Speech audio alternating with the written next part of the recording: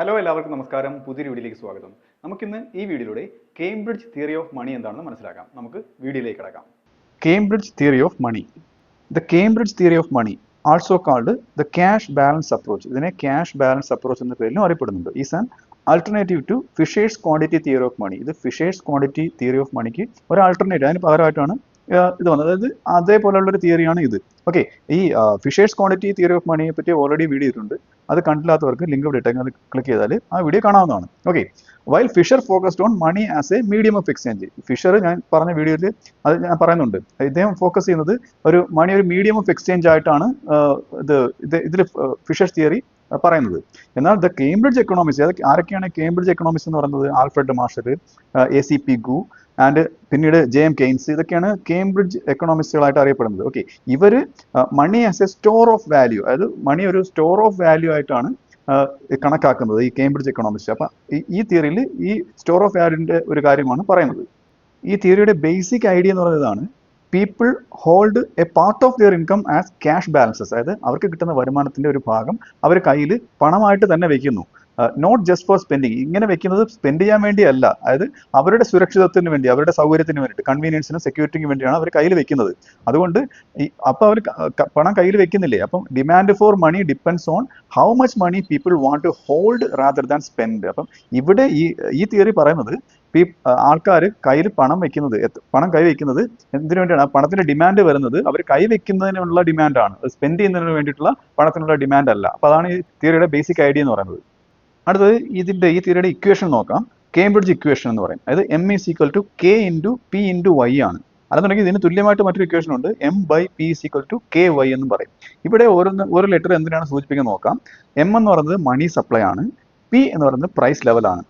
Y എന്ന് പറയുന്നത് നമുക്കറിയാം റിയൽ നാഷണൽ ഇൻകം അല്ലെങ്കിൽ ഔട്ട്പുട്ട് ആണ് Y കൊണ്ട് സൂചിപ്പിക്കുന്നത്. ഇവിടെ സ്മാൾ ലെറ്റർ K ഉണ്ട്, അത് fraction of income people wish to hold as cash. ഞാൻ നേരത്തെ പറഞ്ഞ പോലെ ആൾക്കാർ കയ്യിൽ വെക്കാൻ ഉദ്ദേശിക്കുന്ന ആ തുക, അതാണ് ക്യാഷ് ബാലൻസ് റേഷ്യോ. ഇതിന് ഇങ്ങനെ ഒരു പേരിൽ അറിയപ്പെടുന്നുണ്ട്. അപ്പോൾ ഇതാണ് ഈ ഇക്വേഷന്റെ ഈ ഒരു അക്ഷരങ്ങളുടെ മീനിങ് എന്ന് പറയുന്നത്.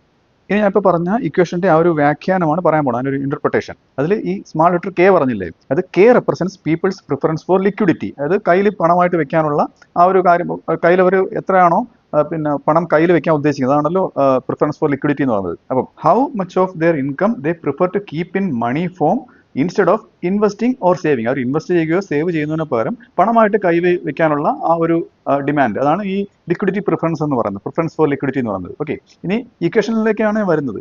When people decide to hold more cash, അവർ കൂടുതൽ പണം കൈവയ്ക്കാൻ ആൾക്കാർ ഉദ്ദേശിക്കുമ്പോഴത്തേക്ക് ഈ K എന്ന വേരിയബിൾ കൂടുകയാണ് ചെയ്യുന്നത്, അല്ലേ? അപ്പോൾ ഇതിനർത്ഥം ലെസ് മണി സ്പെൻഡ്, ഒരു പണം കുറച്ചേ ചിലവാക്കുന്നുള്ളൂ എന്നാണ് അർത്ഥം. അപ്പോഴത്തേക്ക് പ്രൈസ് ലെവൽ എന്ത് ചെയ്യുന്നു? പ്രൈസ് ലെവൽ P ഫാൾസ്, അത് കുറയുന്നു. ഓക്കെ, അത് when people holds less cash, അതായത് കുറച്ച് ക്യാഷ് കൈ വെച്ചിട്ട് കൂടുതൽ സ്പെൻഡ് ചെയ്യുമ്പോഴത്തേക്ക് എന്താണ്? അപ്പോൾ ഈ K ലോവർ ആവുകയാണ് ചെയ്യുന്നത്. അപ്പോഴത്തേക്ക് കൂടുതൽ സ്പെൻഡിങ് വരികയും കുറച്ച് പണം കൈവയ്ക്കുകയും കൂടുതൽ സ്പെൻഡ് ചെയ്യുമ്പോഴത്തേക്ക് പ്രൈസ് ലെവൽ കൂടുന്നു. ഓക്കെ, ഇപ്പം നേരത്തെ പറഞ്ഞ ഇക്വേഷനെ ആ P സമത്തിന് ഇപ്പുറം കൊണ്ടുവന്നിട്ട് സബ്സ്റ്റിറ്റ്യൂട്ട് ചെയ്ത് എഴുതിയേക്കാണ്, അത് അങ്ങോട്ടും ഇങ്ങോട്ടും മാറ്റി എഴുതിയേക്കാണ്. അപ്പോൾ P = M/KY എന്ന് വരും. ഇതുമായിട്ട് ബന്ധപ്പെട്ട ഒരു ഡയഗ്രാം വരുന്നുണ്ട്, നമുക്ക് അത് പരിശോധിക്കാം.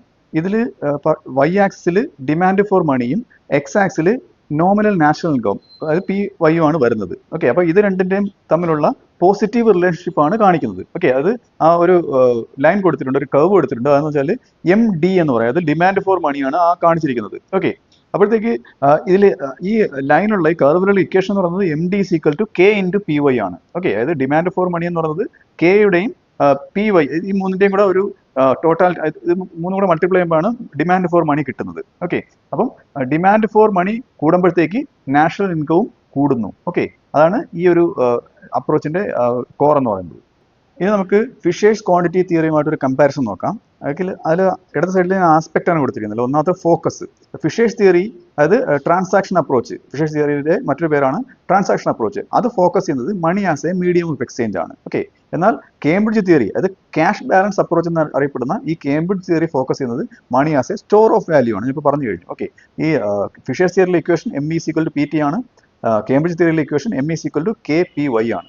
ഇത് ഊന്നൽ കൊടുക്കുന്നത്, അതായത് എംഫസൈസ് ചെയ്യുന്നത് ഫിഷേഴ്സ് തിയറി വെലോസിറ്റി ഓഫ് മണിയാണ്. വെലോസിറ്റി ഓഫ് മണി എന്ന് വെച്ചാൽ പണം എത്ര തവണ കൈമറിഞ്ഞ് പോയി എന്നുള്ളത്. ഓക്കെ, കേംബ്രിഡ്ജ് തിയറി ഫോക്കസ് ചെയ്യുന്നത് ക്യാഷ് ബാലൻസ് റേഷ്യോ ആണ്. അതിനൊരു ഇക്വേഷൻ ഉണ്ട്, K = 1/velocity ആണ്. ഓക്കെ, അടുത്തത് കീ എക്കണോമിസ്റ്റ് ഫിഷേഴ്സ് തിയറിയുടേത് ഇർവിംഗ് ഫിഷർ ആണ്. ഓക്കെ, കേംബ്രിഡ്ജ് തിയറിയിലെ കീ എക്കണോമിസ്റ്റ് എന്ന് പറയുന്നത് മാർഷൽ, പിഗു, കെയ്ൻസ് എന്നിവരാണ്.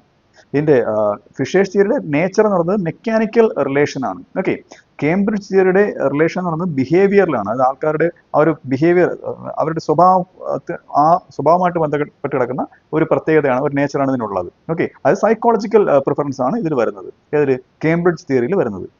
ഇനി നമുക്ക് ഈ തിയറിയുടെ മെയിൻ ഇൻസൈറ്റ്സ് നോക്കാം. അതായത് ആദ്യത്തേത്, the Cambridge theory introduces monetary demand. Monetary demand ആണ് ഈ കേംബ്രിഡ്ജ് തിയറി ഇൻട്രൊഡ്യൂസ് ചെയ്യുന്നത്.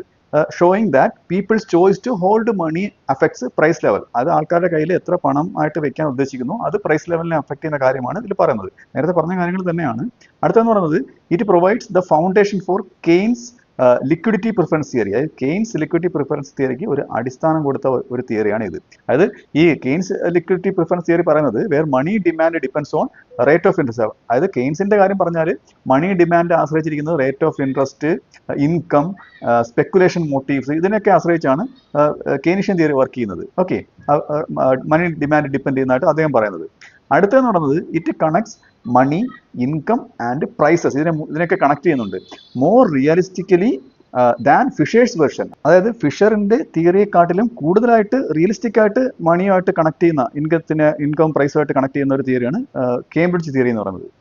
ഈ തിയറിക്കും ലിമിറ്റേഷൻസ് ഉണ്ട് കേട്ടോ, പരിമിതികളുണ്ട്. അതിൽ ആദ്യത്തെ എന്ന് പറയുന്നത് അസ്യൂംസ് ഫുൾ എംപ്ലോയ്മെന്റ്. ഇതിലും മറ്റേ ഫിഷറിന്റെ കാര്യം പറഞ്ഞ പോലെ ഫുൾ എംപ്ലോയ്മെന്റ് അസ്യൂം ചെയ്യുന്നുണ്ട്. അതായത് ക്ലാസിക്കൽ തിയറിയും ഫുൾ എംപ്ലോയ്മെന്റ് ആണ് അസ്യൂം ചെയ്യുന്നത്. അതായത് എല്ലാ ഫാക്ടേഴ്സ് ഓഫ് പ്രൊഡക്ഷനും എൻഗേജ് ആയിരിക്കുന്ന ഒരു അവസ്ഥ. ലാൻഡ്, ലേബർ, ക്യാപിറ്റൽ, എന്റർപ്രണർ, അത് ആരും തൊഴിലില്ലാതെ നിൽക്കുന്നില്ല, എല്ലാവർക്കും തൊഴിലുണ്ട്, എല്ലാ ഭൂമിയും വിനിയോഗിച്ചിട്ടുണ്ട്, അങ്ങനെ ഒരു അവസ്ഥ. ഓക്കെ, അടുത്തെന്ന് പറയുന്നത്, it ignores the role of interest rates in determining money demand. Okay, money demand തീരുമാനിക്കുന്നതിൽ പലിശ നിരക്കിന്റെ ഒരു പങ്ക് അത് അവഗണിക്കുന്നുണ്ട്. ഓക്കെ, അടുത്തത് സ്റ്റാറ്റിക് ഇൻ നേച്ചറാണ്. അത് സ്റ്റാറ്റിക് ആയിട്ടുള്ള, അത് വേരി ചെയ്യാത്ത ഒരു നേച്ചറാണ്. Doesn't explain short run fluctuation. അത് ഷോർട്ട് റണ്ണിലെ കാര്യം പറഞ്ഞാൽ അത് സ്റ്റാറ്റിക് ആയിട്ട് നിൽക്കുന്നു, പ്രൈസ് ലെവൽ സ്റ്റാറ്റിക് ആയിട്ട് നിൽക്കുന്നതാണ് പറയുന്നത്. പക്ഷേ അങ്ങനെ ഒരു ഷോർട്ട് റണ്ണിൽ വരുന്ന ഫ്ലക്ച്വേഷൻസ് ഇത് എക്സ്പ്ലെയിൻ ചെയ്യുന്നില്ല. അപ്പോൾ ഈ വീഡിയോ നിങ്ങൾക്ക് മനസ്സിലായെന്ന് വിശ്വസിക്കുന്നു. അടുത്ത വീഡിയോയുടെ മറ്റൊരു വിഷയമായി വീണ്ടും കാണാം.